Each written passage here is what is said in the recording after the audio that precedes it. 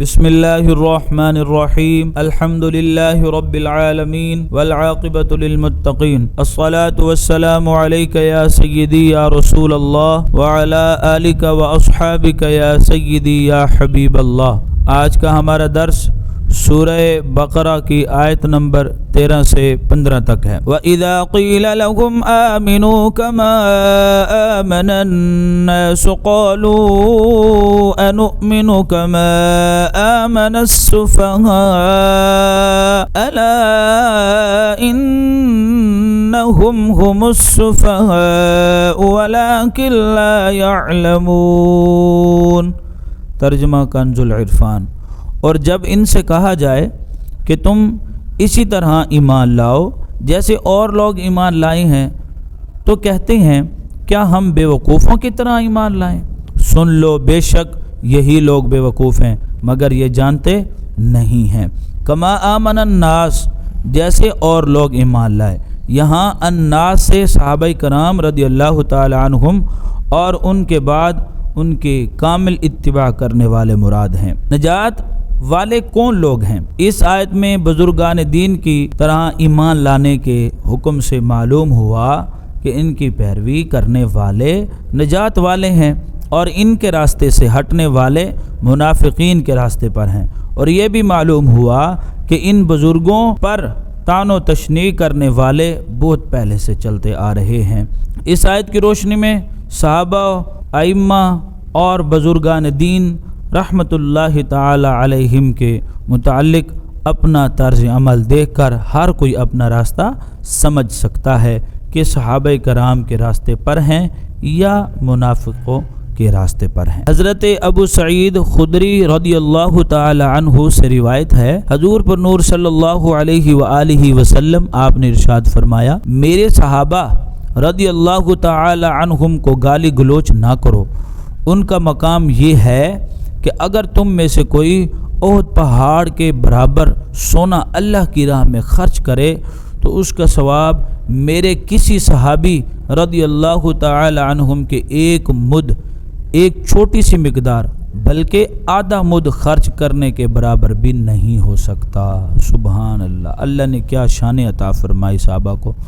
اور اللہ تعالیٰ کے اولیاء کے بارے میں حضرت ابو ہریرہ رضی اللہ تعالی عنہ سے روایت ہے، حضور اقدس صلی اللہ علیہ وآلہ وسلم آپ نے ارشاد فرمایا کہ اللہ تعالیٰ نے فرمایا، جو میرے کسی ولی سے دشمنی کرے اسے میں نے لڑائی کا اعلان دے دیا۔ اس سے ان لوگوں کو نصیحت حاصل کرنی چاہیے جو صحابہ کرام رضی اللہ تعالیٰ عنہم کی بے ادبی اور گستاخی کرتے ہیں اور اللہ تعالیٰ کے اولیاء کے بارے میں غلط عقائد اور نظریات رکھتے ہیں۔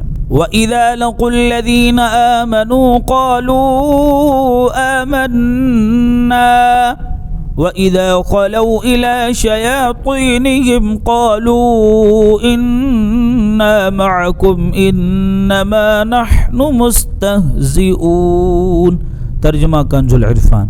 اور جب یہ ایمان والوں سے ملتے ہیں تو کہتے ہیں ہم ایمان لا چکے ہیں، اور جب اپنے شیطانوں کے پاس تنہائی میں جاتے ہیں تو کہتے ہیں ہم تمہارے ساتھ ہیں، ہم تو صرف ہنسی مذاق کرتے ہیں۔ منافقین کا مسلمانوں کو بے وقوف کہنا اور کفار سے اظہار یکجہتی کرنا اپنی نجی محفلوں میں تھا، جبکہ مسلمانوں سے تو وہ یہی کہتے تھے کہ ہم مخلص مومن ہیں۔ اسی طرح آج کل کے گمراہ لوگ مسلمانوں سے اپنے فاسد خیالات کو چھپاتے ہیں، مگر اللہ تعالی ان کی کتابوں اور تحریروں سے ان کے راز فاش کر دیتا ہے۔ یاد رہے کہ اس آیت سے مسلمانوں کو خبردار کیا جا رہا ہے کہ وہ بے دینوں کے فریب کاریوں سے ہوشیار رہیں اور ان کی چکنی چپٹی باتوں سے دھوکہ نہ کھائیں۔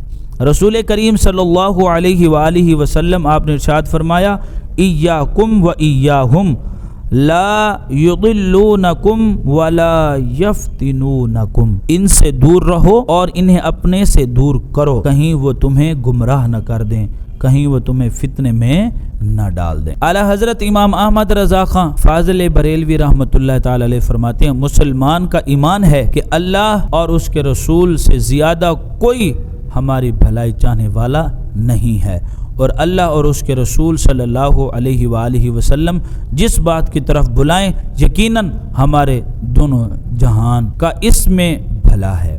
اور جس بات سے منع فرمائیں بلا شبہ ہمیں وہاں سے رک جانا چاہیے۔ ارے محمد مصطفیٰ صلی اللہ علیہ وآلہ وسلم تمہیں منع فرماتی ہیں، وہ تمہاری جان سے بڑھ کر تمہارے خیر خواہ ہیں۔ حریص علیکم، تمہارا مشقت میں پڑنا ان کے قلب اقدس پر گرا ہے۔ عزیز علیہ ما عنتم، واللہ وہ تم پر اس سے زیادہ مہربان ہیں جیسے نہایت چہیتی ماں اکلوتے بیٹے پر۔ بالمؤمنین رؤوف الرحیم، ارے ان کی سنو، ان کا دامن تھام لو، ان کے قدموں سے لپٹ جاؤ۔ وَإِذَا خَلَوْا إِلَىٰ شَيَاطِينِهِمْ، اور جب اپنے شیطانوں کے پاس تنہائی میں جاتے ہیں، یہاں شیاطین سے کفار کے وہ سردار مراد ہیں جو دوسروں کو گمراہ کرنے میں مصروف رہتے ہیں۔